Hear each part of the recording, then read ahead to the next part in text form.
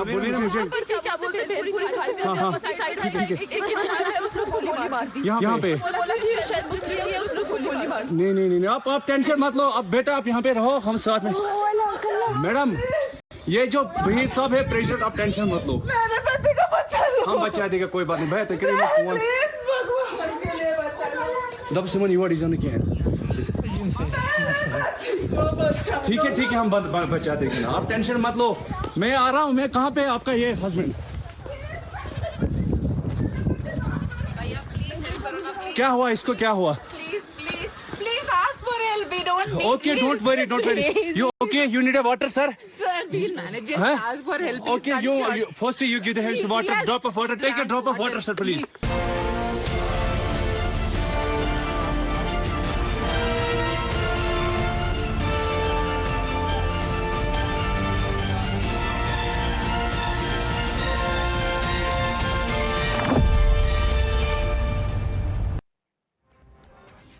Ladies and gentlemen, today blood stains paradise on earth.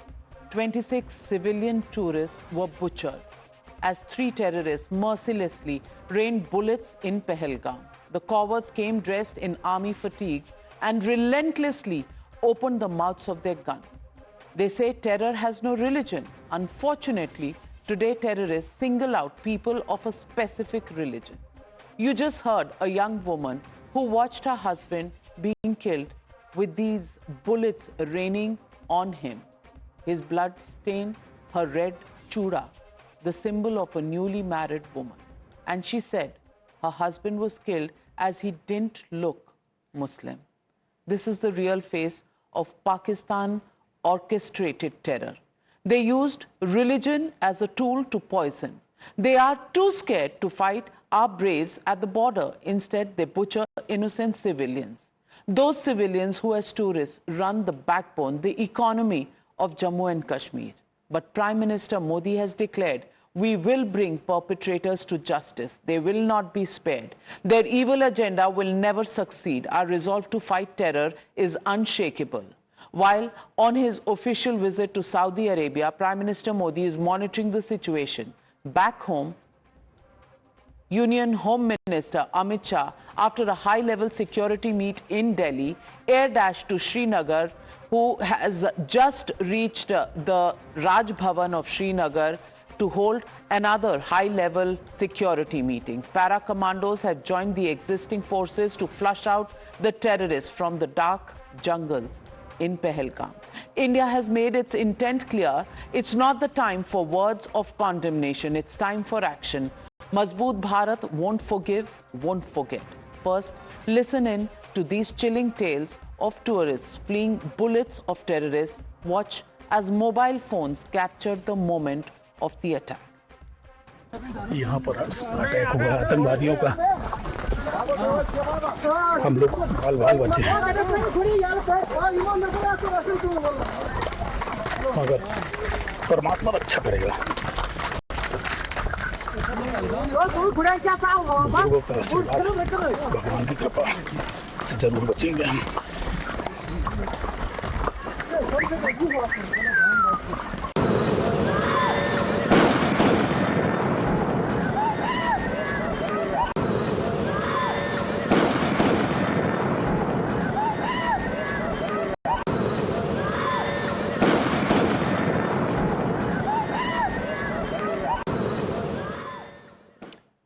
Tourists just enjoying a vacation in Pahalgam were targeted today, and joining me tonight is Sahil Sohail. Sahil Sohail, latest information क्या है आपके पास इस वक्त? What is the update on the tourists who were very grievously injured? We understand 26 casualties have been reported already, but some injured are still in the hospitals of SKIMS in Srinagar as well as GMC in Anantnag.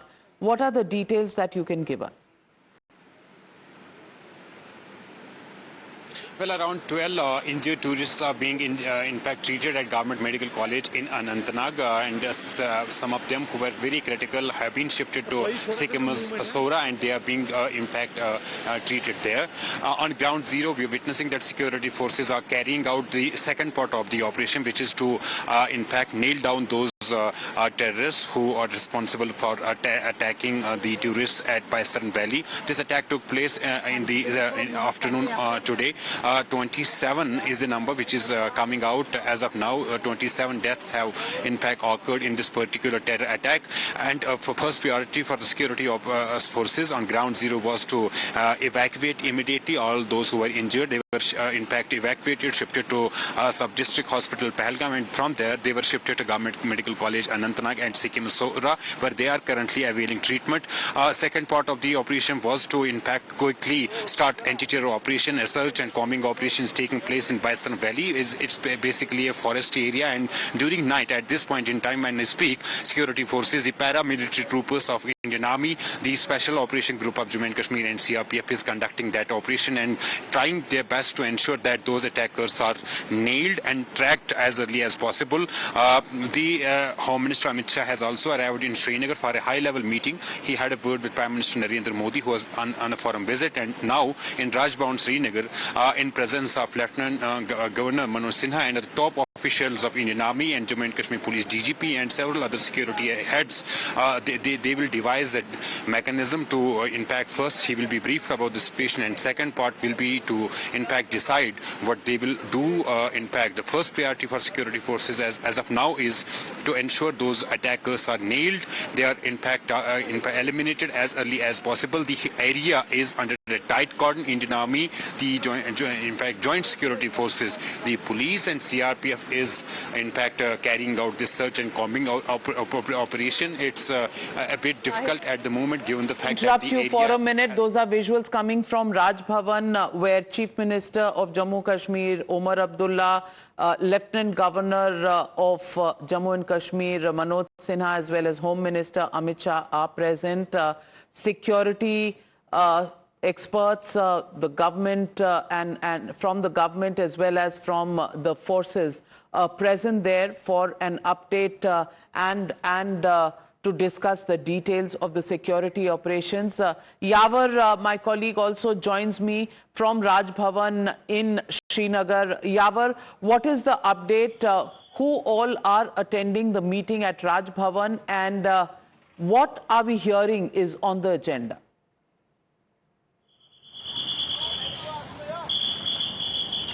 Well, exactly. Let's go step by step. Sources say that top officials from the paramilitary intelligence, army and the JNK police are attending this meet. This meet begins shortly after the Home Minister Amit Shah arrives in Srinagar. And right now you can see that this is an en routing way for the Raj Bhavan where this meeting is taking place. Heavy security contingents are here.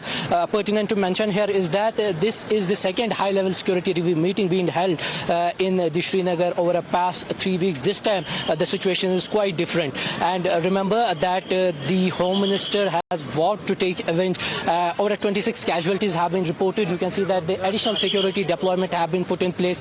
This is a very sensitive location because this lies too close to the Raj Bhavan. This is an en route to Raj Bhavan. Right now, as I'm speaking to you, the meeting is being taken place. What the sources in the government is telling us is that today the Home Minister is all scheduled to have a high-level security meeting at the Raj Bhavan Srinagar, which is ongoing, and tomorrow he is expected to reach to the Pahalgam, from where he will meet with the other people. In fact, the security officials are telling us to move from that location. As I told you, that this is a hyper sensitive location, and tomorrow his all set schedule is for the Pahalgam, where he will meet with the families of the victims and will also hold his first-hand account situation on the ground where this incident has unfolded, because this has been the massive attack. Remember that the J&K haven't seen this sort of attack over the past 32 years, where the huge number of casualties, particularly to the non-liquors, have been inflicted.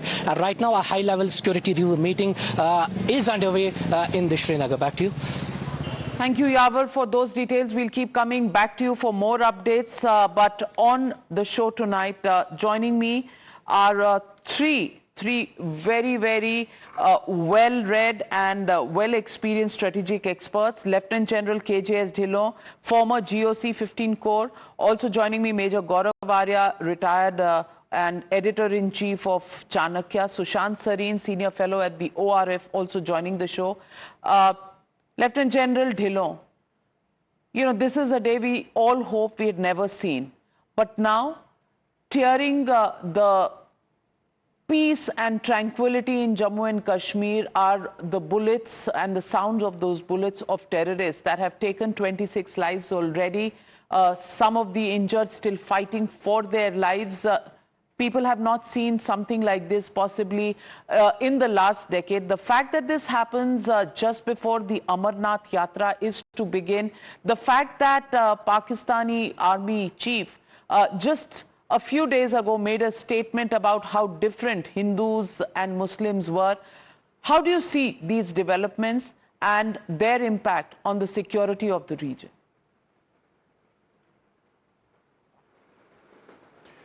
Good evening, ma'am, and good evening to all your viewers and fellow panelists. This terror attack which happened in Pahalgam today, as you very rightly said, something like this has not happened in the recent past. And everyone had started feeling that peace has returned in totality in Kashmir. I always believed this is the consolidation phase. The last 10% is the most difficult phase of any counter-terrorist operations. And because the number of terrorists is less, their visibility is less, and the security forces who are trying to maintain the peace in that area, they are more or less the same. Hence, the encounters, the information comes far and few. Therefore, it is actually seek and destroy, and or seeking an encounter, which happens.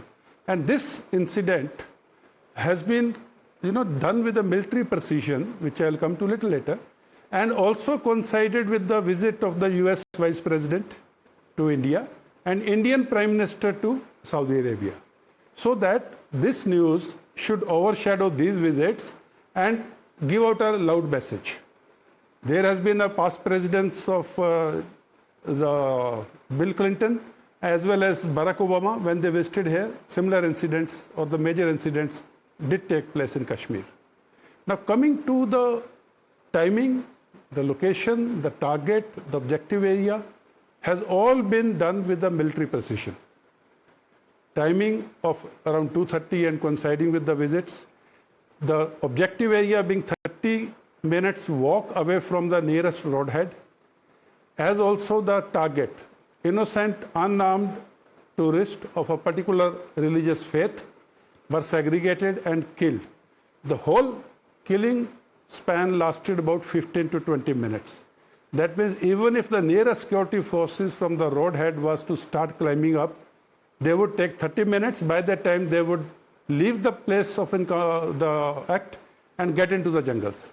The objective area is a very serene place, open meadow, surrounded by very thick forest. And 2:30 to 3 o'clock was the timing. So after 3 o'clock, if they get into the jungle, they had about 3 odd hours to get into their hideout before its last light. Security forces, on the other hand, would have to get ready, move to the roadhead, climb those 30 minutes, and then get into the jungle. Of course, the aerial surveillance means and other surveillance means would have been put in place much earlier. So this is not the act which could have been planned by, normal terrorist organization or the front TRF, which is actually a front for Lashkar-e-Toiba. This has been planned by Pakistan military in Pakistan. And they have done the directionalization from there. They have conducted this whole operation. And people on ground, maybe whosoever. But the military precision with which this operation is planned and carried out is not on the job of a normal terrorist. Well, Tiny Dhillon, I know you're an expert in the region.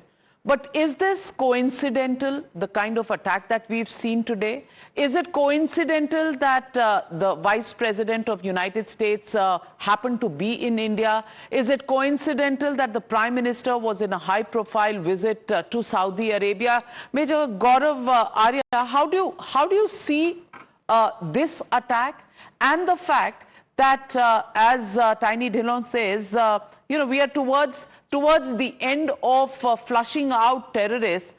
Something like this happens. Is it once again an attempt to bring back fear into the valley? Thank you for inviting me, Navika. Yes, I think what General Dillon has said is very apt and correct. This is the consolidation phase. And also the fact that much is happening in Balochistan. We must not forget that. Apart from the fact that J.D. Vance is in India and Prime Minister Modi has landed in Saudi Arabia already. And with the backdrop of all these things that are happening, the Pakistani army and the army chief is increasingly being seen as weak. You heard his speech. You played out his speech in your Hindi segment around a few minutes back. I was there. I was one of the panelists. So you see, all this is happening in Kashmir. It is very deliberate. It is not a coincidence. It's being done. We know what happened in Chitti Singhpura. It's not hidden from anybody. And these things are done to pass a message. Also, one point which I would like to point out, and General Dillon is many, many years my senior. And I hope Sir will bear me out that because of the intense pressure of the security forces, the morale of the terrorists in the boots, this is also a way to boost up and buck up the morale of the terrorists by the Pakistanis, saying that, we are still relevant here. Having said that, I think, the Prime Minister has said that, we will hit back hard. One thing I don't know, but I really want that hitting back hard. You must hit back hard at the infrastructure of the Pakistan Army and the Pakistan Army. Because these terrorists come to Kashmir. Many of them have that Fedayeen mindset and Fedayeen training. They come here, they'll fight, they'll die. And we lose so much. I mean, the media was saying that, there was a major who was unfortunately, he attained Veergati, a major. And they killed 2 terrorists in retaliation, and then they said that we have taken revenge. No, there is no comparison between an Indian army officer and a terrorist from Pakistan. It's not one-on-one. It's not, the ratio is not correct. So unless you damage the Pakistan army, this will not stop. How to damage my seniors would know much better how to do it. But unless you damage Pakistan, that is the head of the snake, Navika. That is what I've been trying to bring out. Pakistan army is the head of the snake. You can keep on killing terrorists in Kashmir and you can keep on killing them. You've been killing them since 1990. It's been going on. It's not new.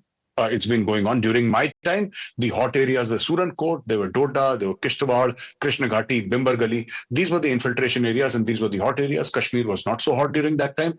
It keeps on shifting from place to place. You let off the pressure one place, it will come back. All these things keep on happening. But I think somewhere along the way, you need to target the Pakistan army also, simply saying that, these many Lashkar people are there and you've killed them and it's going to be okay. It's not going to be okay because they'll just simply... last point I want to make is Adil Ahmed Dar, the Pulwama suicide bomber. He was a Kashmiri. He had never been to Pakistan in his life. He was indoctrinated in Kashmir, whether using the internet or physical presence, So that is also the way it can be done. And it is done like that. So it's very important that we know where the problem arises and how we can tackle the problem at the root. Otherwise, you'll keep on carrying out these operations for the next 50 years. It won't matter to Pakistan because they have these disposable assets, Navika. I understand the emotion. I understand where you're coming from because each Indian today not only is sad but is extremely angry. These people just walk all over us, take the target that they desired, point guns. 3 terrorists taking the lives of 26 tourists over there, somebody who didn't even expect. If you heard one of those victims saying, "Hum bhelpuri kha rahe the," they're just enjoying Kashmir, a state that was out of bounds for just so many decades. And Sushant Sareen, what are we supposed to do at the end of this? Condemn the terror attack?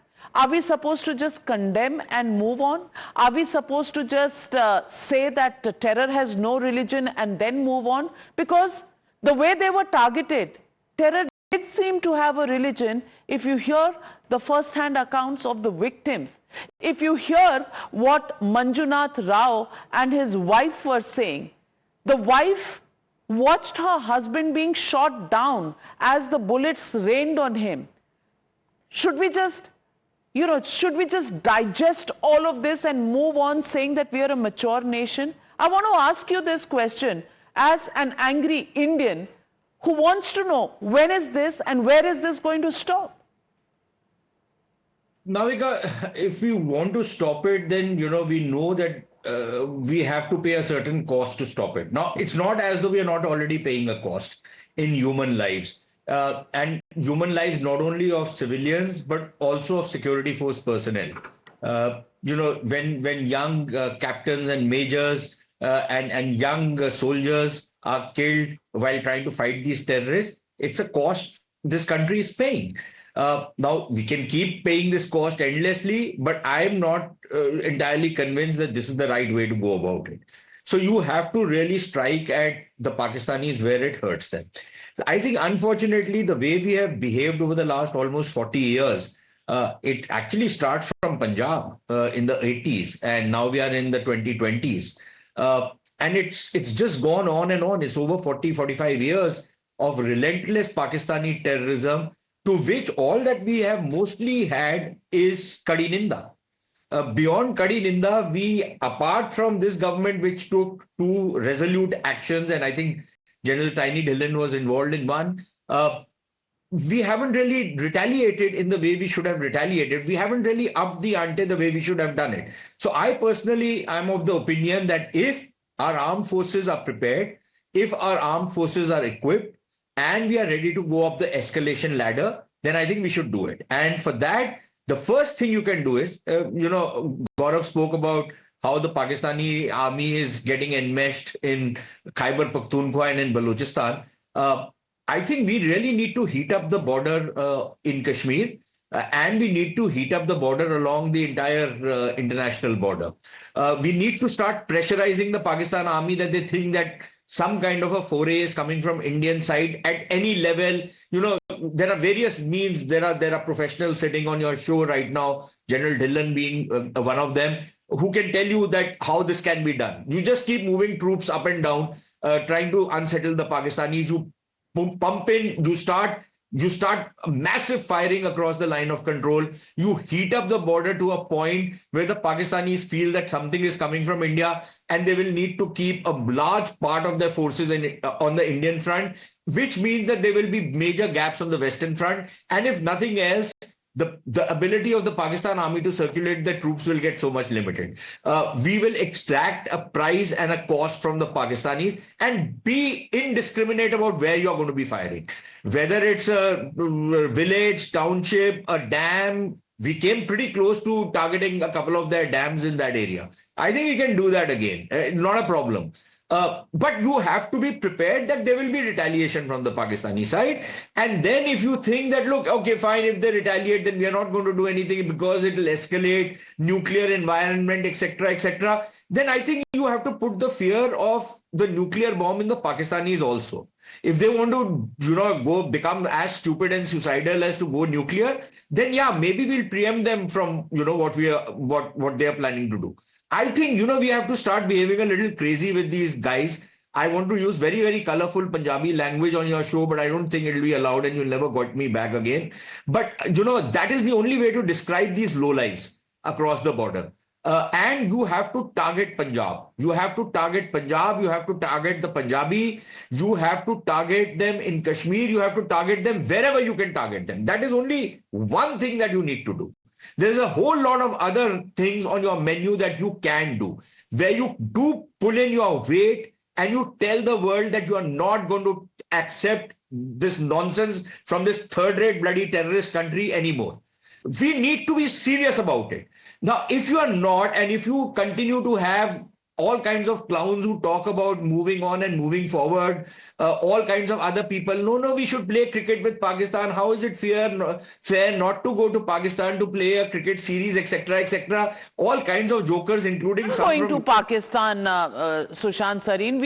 We play cricket in international fora where, it's difficult to be out of the complete international system. But we don't play. I mean, the recent Champions Trophy is a case in point. But is that as simple as you make it sound, Sushant Sareen? And that only General Dhillon can tell us.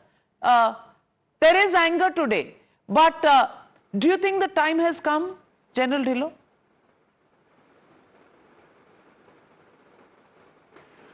Ma'am, I agree there is anger, and I also know there are options available.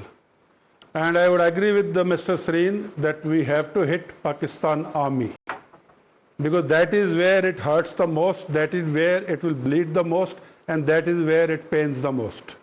And because Pakistan army is the main perpetrator of the whole thing, of this terrorism business happening in Kashmir and elsewhere. So we have the options, we have the military options, and within the military we have limited options, we have depth-oriented options, and we have very deep options. We have single service options, we have multiple service options. We have single area options, we have multiple area options, we have standalone options, we have in conjunction options. But we have to take whole of nations approach. Military option is but one part of the whole of nations approach to hurt Pakistan and to hurt Pakistan army. We should exploit all the diplomatic options, all the economic options, all the political options, and what have you, in conjunction with the military options. But retaliate we must, because if we don't retaliate, he will do it again. And when we retaliate with the message, you try and do something back, and you see what hits you again. You're right. Massive retaliation, if he retaliates back, should be the norm, and it should be made very clear. It should be announced when we go in for the retaliation. But we would go in at the time and place of our own choosing. Escalation of our own choosing. Keeping the reserves ready to hit back in whatever way he retaliates back. Well, General Dhillon, that's right. It's probably time. This country has had enough. It's not willing to turn its other cheek anytime soon. And we've taken this nonsense for far too long. There has to be a red line that has to be made, and probably today is the day the tipping point has arrived. How those who have the decision-making powers actually take that decision is something we'll have to wait and watch. But for now, enough is enough, and India has had enough. I'd like to thank you, General Dhillon. As I take this to the political guests, I request Major Gaurav Arya and Sushant Sareen to stay with me. But first, let me go across to my colleague, Srinjoy Chaudhary, who has details coming in at this moment. Srinjoy, can you take us through how many terrorists were there, and what really was their modus operandi? They came out of nowhere, they had their guns, they targeted these tourists and even checked out their religion. How did this happen? What are the details that you can share with our viewers? Well, first of all, Navika, this terrible incident, 3 to 5 terrorists sneaked in, and what we are hearing, they may have crossed the international border, the IV and come. This is what our sources are telling us. Secondly, as far as these killings were concerned, 2 or 3 terrorists were responsible. These 2 or 3 were carrying automatic weapons. Naturally, if you're carrying automatic weapons, then the rate of firing is such that you can actually target more people. So this very cruel incident is actually the responsibility of 2 or 3 terrorists of the 3 to 5. This is extremely heartrending. Srinjoy, we're having problems with your connection over there, but if I understand you right, terrorists came from across the international border. There were 3 to 5 terrorists who were involved in this shootout. The actual shooting was done only by 2 or 3 of them. They were wearing army fatigues, is what we are being given to understand, and 26 casualties already being reported, some of the grievously injured still in hospitals. Thank you very much, Srinjoy, for that update. And joining me on the other side, Dr. Nirmal Singh, former Deputy Chief Minister of Jammu and Kashmir, Dr. Anand Ranganathan, Gaurav Arya and Sushant Sareen continue to be with us. Umesh Talashi, spokesperson of the National Conference, Aditya Gupta, spokesperson of the PDP, Kamru Zaman Chaudhary, Congress leader, also joins the debate. Dr. Nirmal Singh, I want to ask you, Kashmir has seen some peace and quiet return, especially after 2019 and Article 370 abrogation. Is this something that the terrorists were targeting only because they wanted to disturb this normalcy that was returning? And as General Dhillon pointed out, it is the last mile that often becomes the most difficult part of any operation of bringing peace to a place. Do you think this was being planned to disturb that very, very stable equilibrium in Jammu and Kashmir?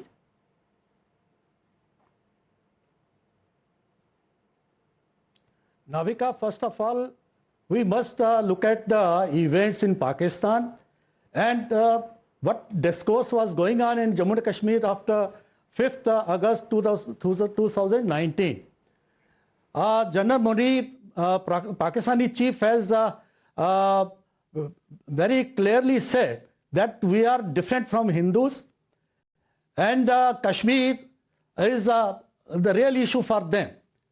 So after that, this attack happens. So this is related to Pakistan, and Major Gaurav Arya has rightly said that because this Pakistani army chief, he is the considered as the weakest chief, so he wants to show his worth and divert attention of the Pakistani, you can say, people from Balochistan, Northwest, POJK. So this is one aspect. Secondly, because in Kashmir, they are going to, they are trying to sell to the people of Kashmir that Pakistan is with them. And the Hindus from rest of the country will come and settle here. Because and our political parties, because they are definitely, we have listened to the various statements of the opposition parties from the Congress and TMC, etc. They say that BJP is only claiming, doing false claims. They were saying that after the abrogation of Article 370, everything shall be all right. So they are relating to it. Pakistani, you can say, planners, they are relying on this also, because they know that if they choose the those you can say issues which are nearer to the hearts of some of the Kashmiris, so they can play well in Kashmir. So all these things are related together, and the way the tourists are coming to Jammu and Kashmir, and Amarnath Yatra is on the it's very absolutely Amarnath Yatra around the corner. The timing extremely important. And Umesh Talashi, the National Conference spokesperson with us, was, as I understand, with Chief Minister of Jammu and Kashmir, Omar Abdullah, when this news first came in. Mr. Talashi, can you tell us what was the first reaction and where do we go from here? Well, Navika, one of the victims happens to be known to me, and I spoke to him in the morning. He was a tourist from the Mumbai. He happens to known to me, and he went to Pahalgam. And in the day I was in the office, I got a call from his wife that we have been attacked, and the bullets are raining. And she picked up 2 children. She was out in the forest and trying to, her husband was shot in the chest, I guess. She called me up in the daytime, immediately took up the matter with Honorable Chief Minister Sahab and the concerned Honorable MLA Pahalgam. And immediately they took up the matter further, and they tried to speak to the security forces, and they tried to evacuate the people there. So this was a very unfortunate incident there. So the bullets were raining on the people, the bullets were raining on the tourists, and Pahalgam, we haven't seen, I belong to Pahalgam constituency. We haven't seen such attacks there happening. But it was very unfortunate, and I was in continuous touch with the family of one of the victims. And I just spoke to her a couple of minutes ago. And it sounded like, that point of time, it was, they were in like, they were completely frustrated when she called me up. And Now we are seeing that it has claimed the lives of almost 30 people, 28 to 30 people, and around about 30, 35 people are injured there. So people are there on the job and they're just giving them the real updates. JNK police is on the job, administration is on the job. And I hope that it's a very unfortunate incident that has happened there. And I'm completely distressed and completely disgruntled. I hope, Mr. Talashi, you don't have any Aman ki Asha type of thoughts coming in today, because today this country is extremely angry. And Anand Ranganathan, I want to ask you, when we have these, terrorist activities that time and again remind us of that very thin line that we walk on, which can be the difference between, the tipping point and the mature nation that we are, and the decisions that we make. I want to ask you, today, has that very, very fine balance been tipped on the other side?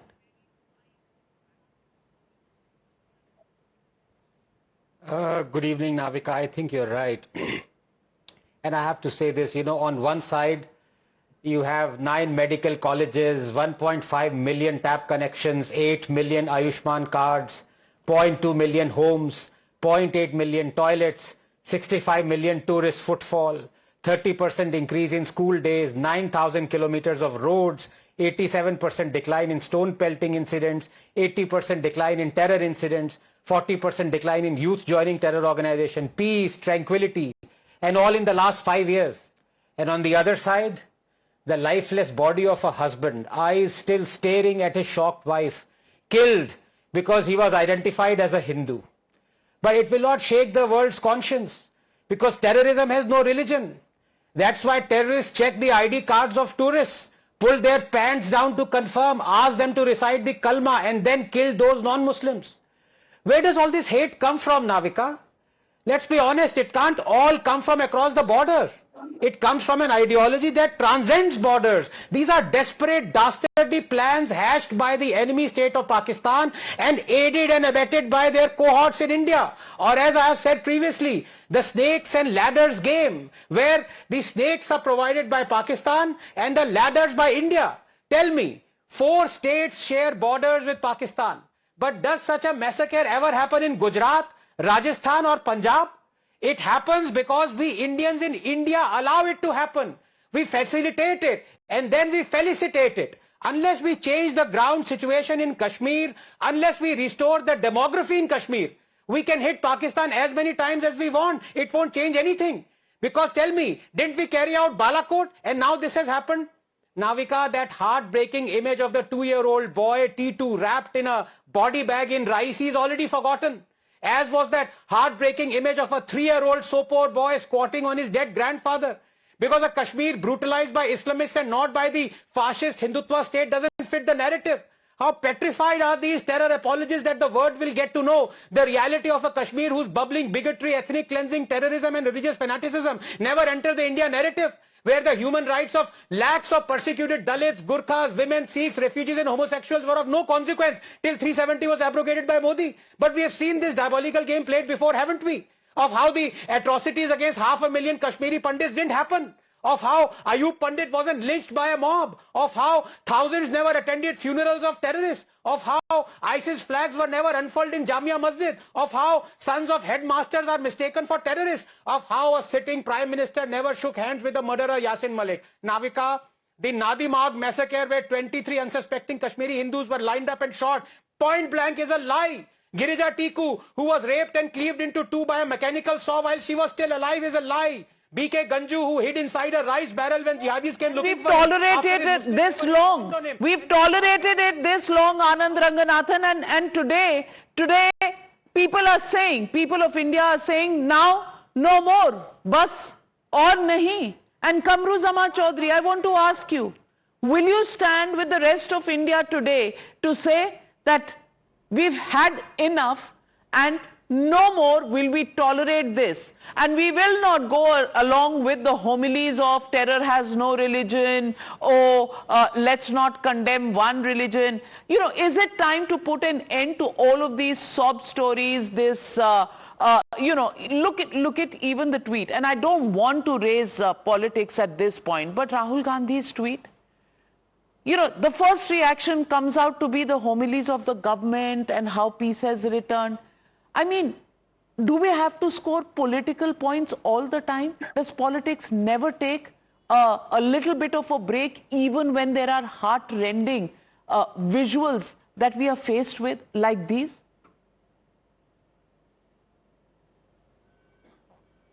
Navika ji, first and foremost, you know, in the total panelists that are there in your panel, you have chosen to ask me a question, do I support this type of terrorist activities? I have not asked you that. I have asked you, will you stand with every Indian to say enough is enough?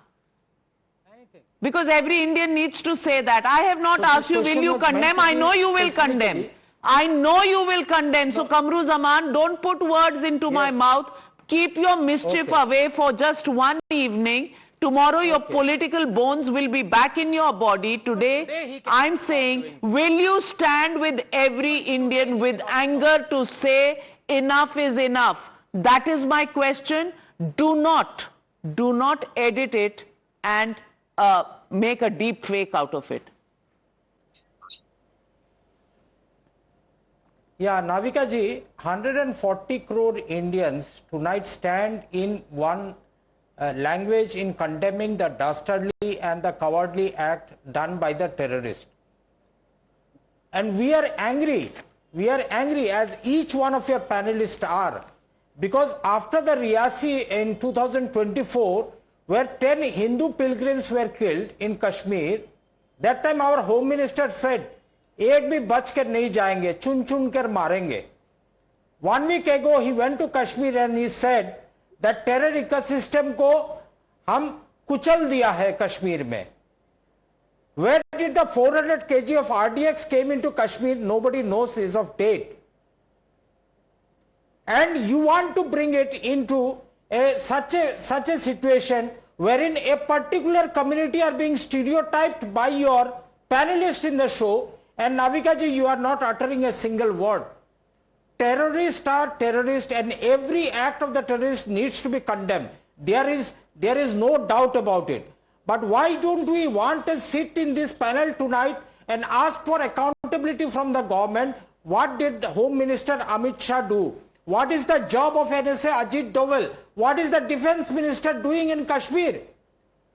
Why can't we act like Israel and finish off Pakistan once and for all? Why not? Why are we lacking the courage to act decisively against Pakistan? Why the terror network, their logistical support, their financial, their manpower support that Pakistan is providing these terrorists? Why are we not decisive enough to act against this? And you will have some panelists sitting in your panel who will want to pinpoint the blame and want to point fingers at the Punjab and Punjabis. Why are you stereotyping a particular community? Anand Ranganathan says that it's all about an ideology. Zaman Chaudhary, when they talk about Punjab, they are talking about the Punjab on the side of Pakistan. Otherwise, I am sitting here, one Punjabi, Sushant Sareen is the other Punjabi, and please, don't you worry about the Punjabis.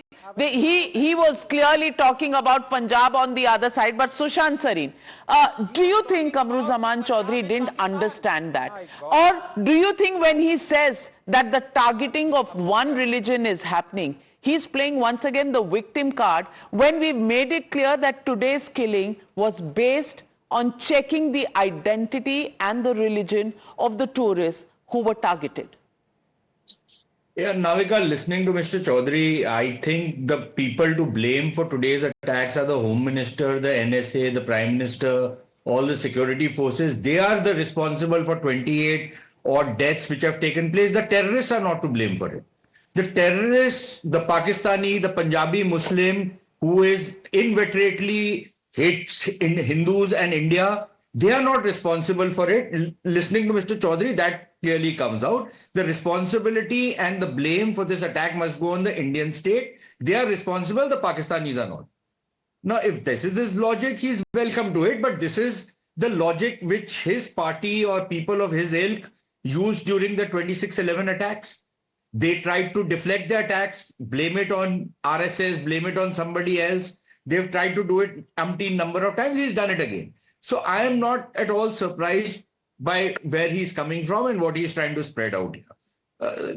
Simply, I've kind of understood where this party is coming from, what kind of line it's always trying to plug. But here is the problem.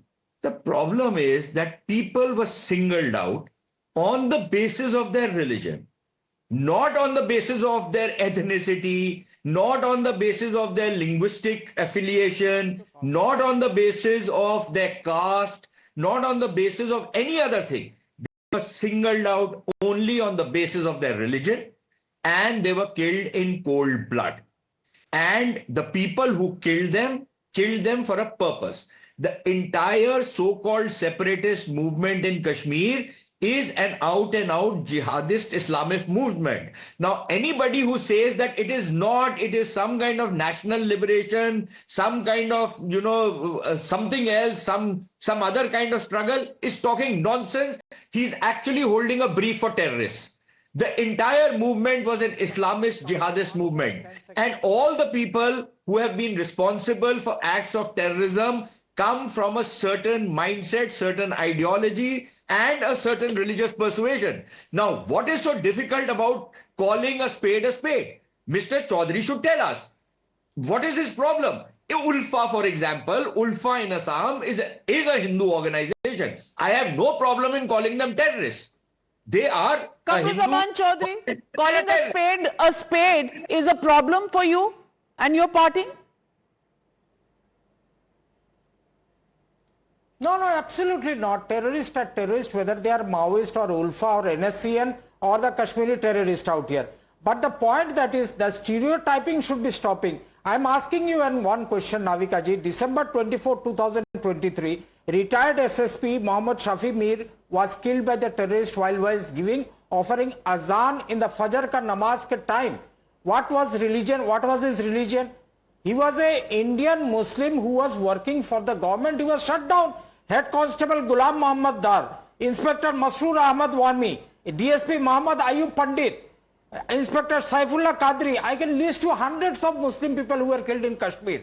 But please don't try to stereotype. As it is, we are on a communal hotbed in India, pan-India. And this issue, when you link it with a particular community, you are doing a great disservice to the unity of the country. All Indians, Hindus, Muslims, Sikh, Christians are united today. Kamruzaman Chaudhary, nobody is doing any disservice to the country, unless it is you, because you did not see the targeting of a religious background that was done today. You're blind to it. Sushant Sareen, is he being holier than thou by talking about the perpetrators and not the victims?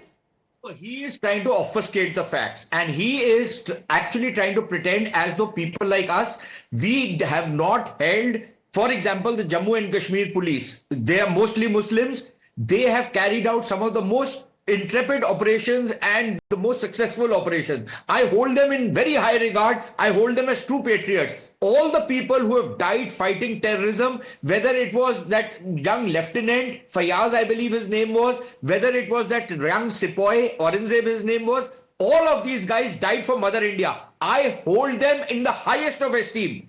But they were killed by people who were fighting a jihad, who were fighting an Islamist war, and there is a stereotyping.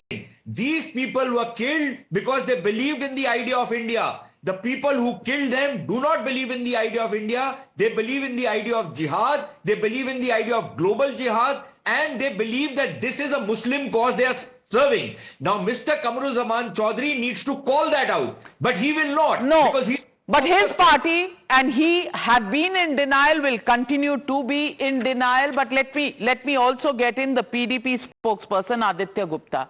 And Aditya Gupta, I want to ask you, when Kashmir shows a GDP growth of 11+%, when the per capita income grows to 1.5 lakhs per person, when the secondary, primary and tertiary sectors grow at 20, 18 and 61%, clearly somebody across the border is not too happy. Is this why we have lost 26 Indians and counting? Because they can't digest the fact that Kashmir actually is growing and becoming prosperous? Navika, first of all, this is a day of grief. It's a day of grief for every citizen of Jammu and Kashmir. This is an attack on us. This is an attack on our identity. We condemn it.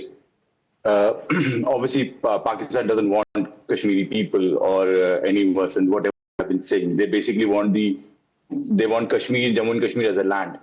See, this is an attempt whereby you have broken the backbone of Jammu and Kashmir. You have broken. How will the tourists come in? Will they feel safe? They have been targeted. They cannot walk in the open space. It is a day of really bad. It's in a way a black day for Jammu and Kashmir, because this attack has not only questioned the very fact that how safe we are.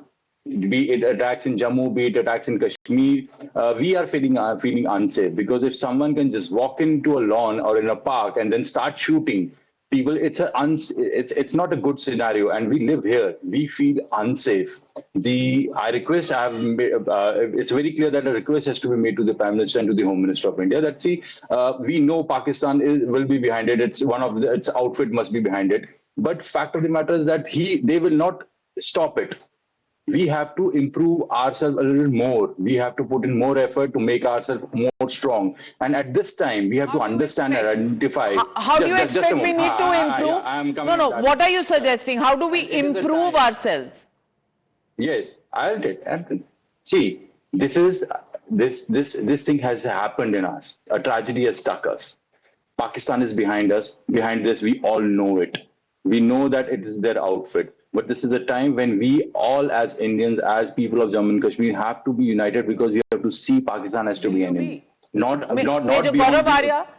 Gaurav Arya is the onus of political parties in Jammu and Kashmir and the rest of the nation to hang in there together, to speak in one voice, because already some of the tweets are taking different directions. What is it that is missing the bull's eye that it should have as far as every Indian is concerned?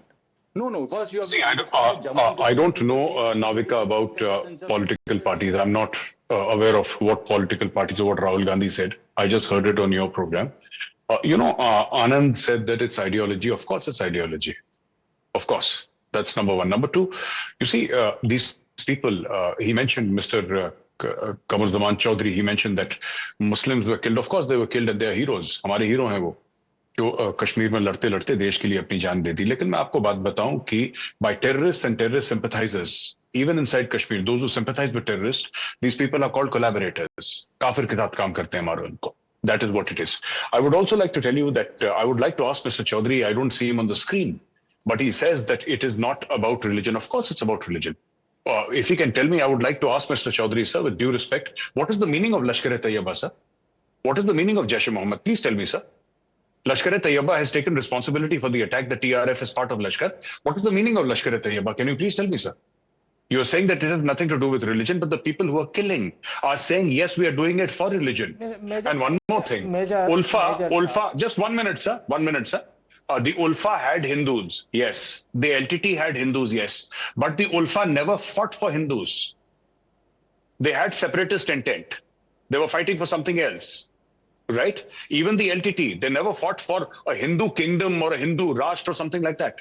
They were fighting for a Tamil Elam. Now, all these people, what does the flag say? What does the ISIS flag say? We have seen ISIS flags in downtown Srinagar. I have personally seen them, sir. Not on television, in front of me. You're saying it's not about religion. Of course it is. Why do you think Hindus were identified? Their trousers were taken off. They were identified and they were shot dead. Shocking. And today, Qamar Zaman Chaudhary, you know, these homilies of let's not target one community. Let's not stereotype one community.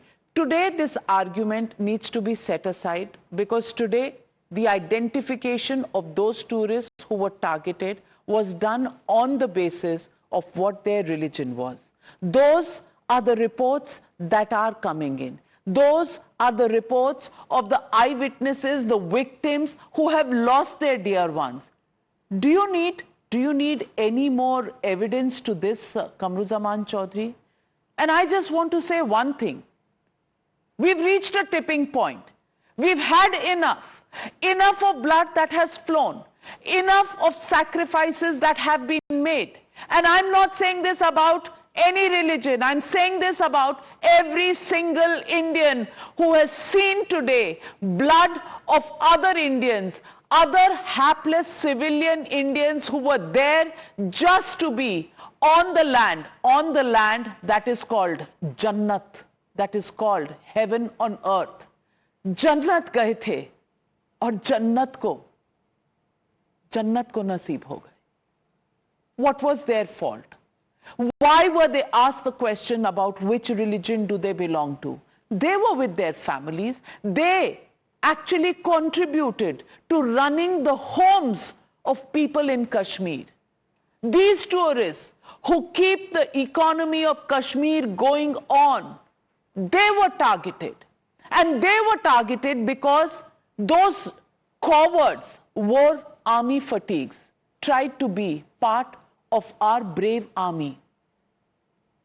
Is this what we have to stand and argue about? Today, isn't every single Indian red with anger because it is the soul of India that has been targeted today? The guns were not pointing at those 26, 28 people. The guns were pointing at each one of us. Today it was them. It could have been us. And even today, are we going to stand apart and say, don't stereotype, don't ask questions? Well, enough is enough. They will have to pay. How and when? India will decide. And whether or not anybody decides to speak in one voice, India will do this. And if we do not speak in one voice, well, India will show those who walk away from this sur and tal. We leave it at that. Prayers for those families who've lost their near and dear ones. We won't forget. We won't forgive. Never, never.